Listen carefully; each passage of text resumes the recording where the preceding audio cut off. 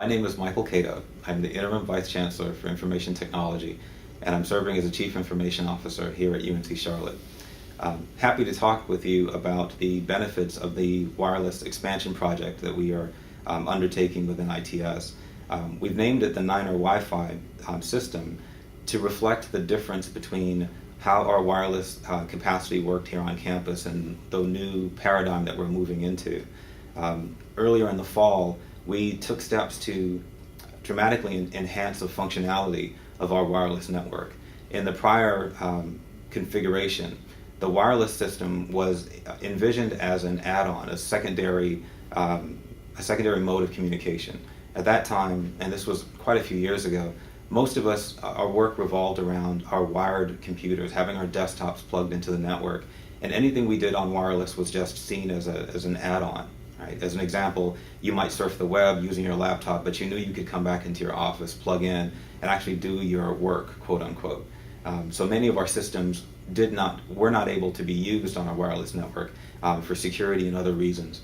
But over the years, we've come to appreciate that model does not actually fit the way most of us work now. And so to reflect that change in need, the NinerWifi system was conceived so that the wireless network could much more closely align with what you can do on the wired network.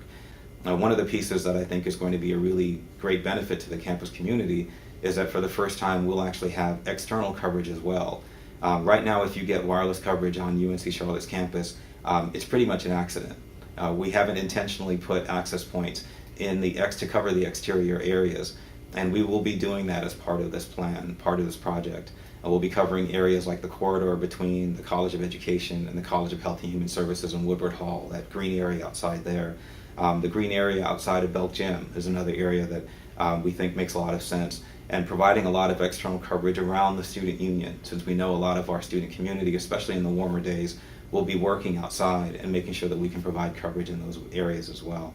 One aspect that I think is important to note is that this project has been conceived and undertaken in collaboration with student government, both the undergraduate and graduate levels. The presidents of both associations, both this year and the previous year, were actively involved in helping support and promote the infrastructure fee that students then voted for, and has provided the funding that we'll be using to make this project happen.